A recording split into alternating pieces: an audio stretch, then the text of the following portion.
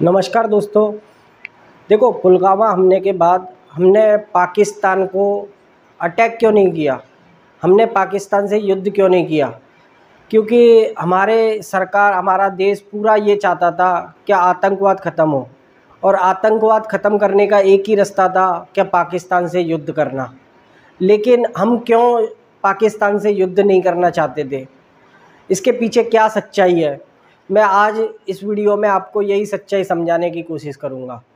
देखो भाई, आज तक क्या हुआ है ना, कि जिन कंट्रियों के बीच में युद्ध हुआ है ना, अभी जैसे यूक्रेन रशिया का चल रहा है, इजराइल और हमास का चल रहा है, तो इन कंट्रियों के बीच एक कंट्री जो है वो न्यूक्लियर स्टेट है, उसके पास न्यूक्लियर बम है, और दूसरी जो कंट्री है उसके पास न्यूक्लियर पावर है नहीं। आज तक जितने भी युद्ध हुए हैं, अभी तक ऐसा कभी नहीं हुआ है कि दोनों कंट्रियां न्यूक्लियर स्टेट हो और उनके बीच में युद्ध हुआ है।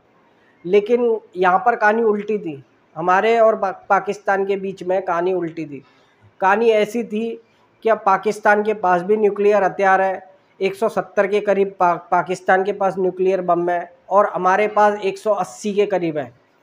अब हम मान लो कि हम अगर युद्ध कर दे, पाकिस्तान जिस तरीके से गैर जिम्मेदाराना है, हम क्या है कि हम अपने हथियार तभी चलाएंगे न्यूक्लियर जब हमें ज़रूरत पड़ेगी, या सामने वाला जब चलाएगा तब हम चलाएंगे।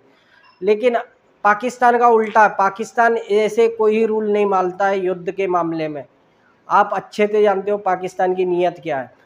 तो पाकिस्तान अगर न्यूक्लियर हथियार का इस्तेमाल करे तो ये दुनिया के लिए, हमारे लिए, सबके ही लिए विनाशकारी होता है। क्योंकि न्यूक्लियर हथियार से जो जंग लड़ी जाती है वो फिर इंसानियत वाली जंग नहीं होती है, वो फिर एक शैतान का रूप होता है। क्योंकि न्यूक्लियर हथियार इस तरीके से बने होते हैं, न्यूक्लियर का मतलब होता है कुछ केमिकलों से बना हुआ जो हथियार होता है उसको विस्फोट करा जाता है। और जब इसका विस्फोट होता है, एक न्यूक्लियर बम अगर फटता है तो उसके 3 किलोमीटर दायरे में, 1.5 किलोमीटर इधर, मतलब चारों साइड मिला लोगे तो 3 किलोमीटर का दायरे का पूरा इलाका जलकर राख हो जाता है।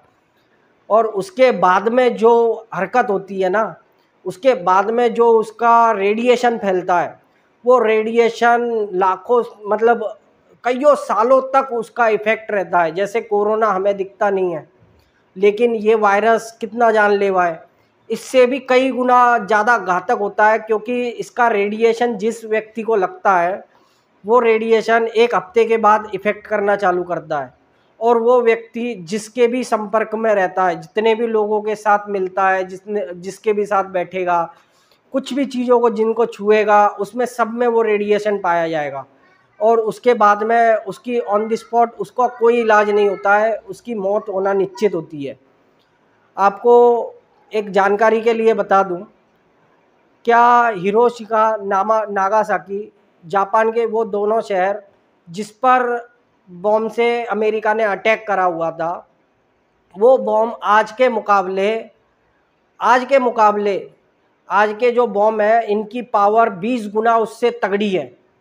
वो बॉम्ब पहले बॉम्ब थे, लेकिन उसने जो तबाही मचाई थी जापान के अंदर, लोगों की, जहाँ वो बॉम्ब गिरे थे ना, लोगों की जो चमड़ी थी ना, चमड़ी चमड़ी गलकर ऐसे पिघल गई थी।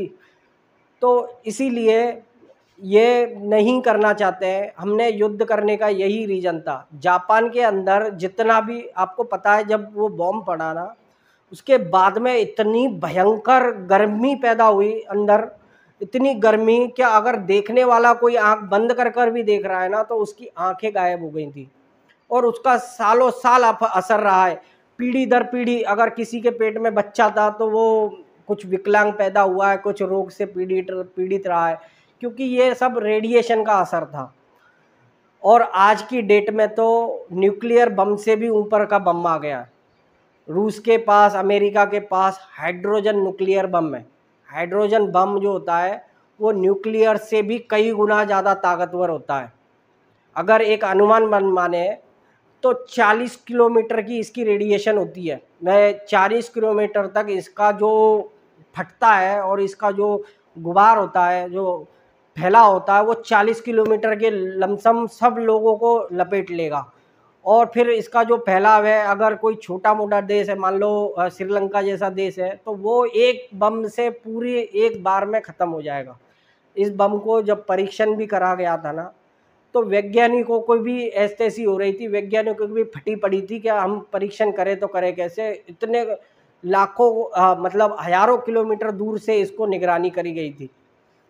तो आप जान सकते हो कि न्यूक्लियर की पावर क्या होती है। और इसका एक उदाहरण आपका यूक्रेन है। यूक्रेन जीता जागता उदाहरण है।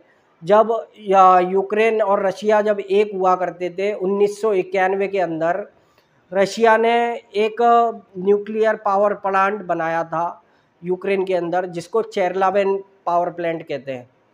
उस पावर प्लांट में हुआ है क्या, पावर प्लांट को कुछ केमिकल रिएक्शन जो होते हैं उनके अंदर आयरन रॉड डाली जाती हैं।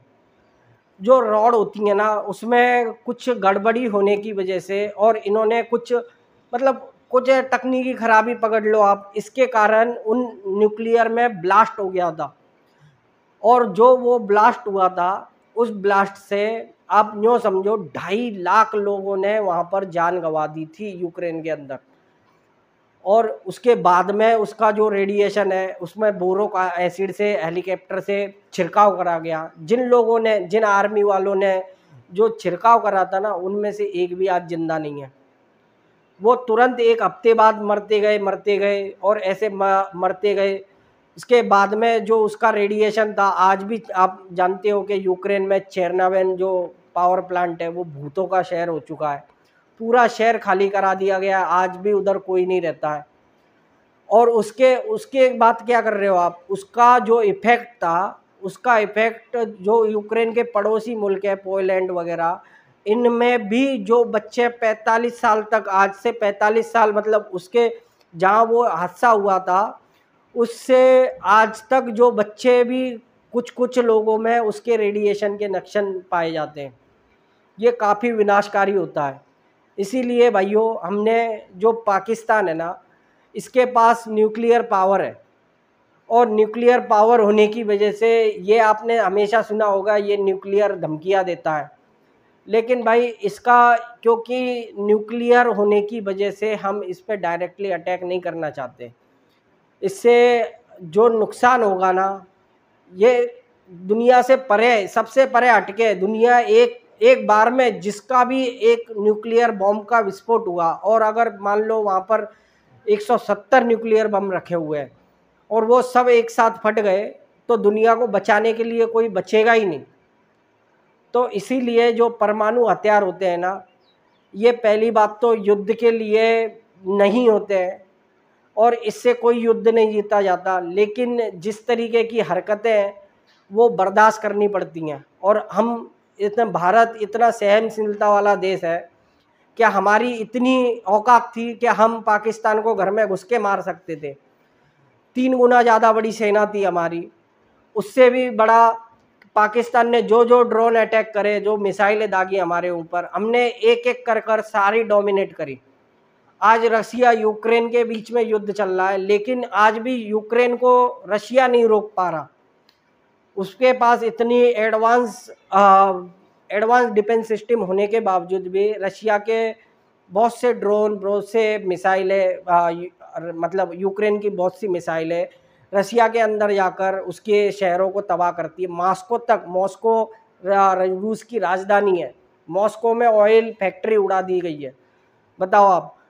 तो दोस्तों, हमने जो जज्बा दिखाया था, हमारी जो सोच थी ना, हमारे जो डिफेंस वाली सोच थी, हमने वो इतनी बढ़िया तरीके से लगाई है कि दुनिया को आज एग्जाम्पल दिया है कि हम किस तरीके से डोमिनेट करते हैं। भारत कोई छोटा मोटा नहीं, अब महाशक्तिशाली देश होता है। अब ये टुच्चू मुच्चू पाकिस्तान से अब हमारी गिनती नहीं होती है। हमारी गिनती अब बड़े लेवल के देशों में होती है। अमेरिका की फटी पड़ी है, अमेरिका खुद आईफोन पे बैन लगाओ, ये लगाओ, क्यों कर रहा है?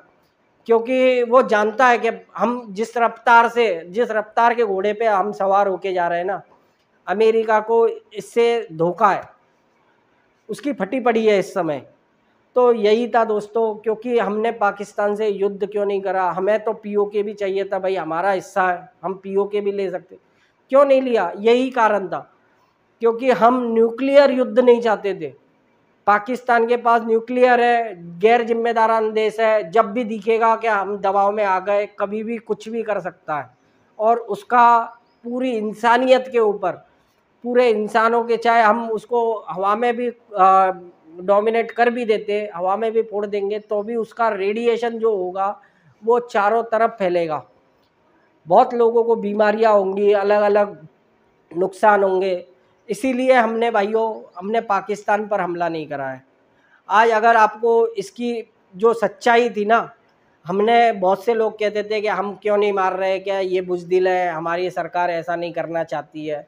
तो ये असली रीज़न नहीं था दोस्तों। असली रीज़न तो ये था, जो जानता है न्यूक्लियर की पावर को जानता है, जो नहीं जानता उसने जापान का जो हिरोशिमा का और उसके जो पुरानी कोई वीडियो होंगी ना, उसको चला के देख लेना आप। अमेरिका ने जिस तरीके का कहर बरपाया था ना जापान पर, आज तक लोग उस जो ज़मीन पर बम गिरा था ना, आज तक 80 साल हो गए, 80 सालों में एक घास का टुकड़ा नहीं उगता है वहाँ पर।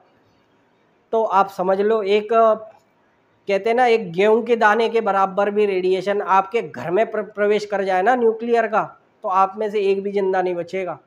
क्योंकि ये फैलने वाली बीमारी होती है। जैसे कोरोना है, कोरोना दिखता नहीं है, इसी तरीके का इसका रिएक्शन नहीं दिखता है। तो यही कारण था भाइयों, इसीलिए हमारे देश ने, हमने पाकिस्तान पर ऐसा नहीं करा हमला। यही था सच्चाई दोस्तों। ऐसे ही मैं, जो भी है, मैं अपनी रिसर्च से, मैं किताबों में पढ़कर ये सारी चीज़ें मैं आपको जो आपके सामने लाता हूँ। इसका एक ही सिद्धांत होता है कि मुझे आपको कुछ समझाना होता है, सिखाना होता है, आपके जो सवालों के जवाब होते हैं मुझे आपको समझाना होता है।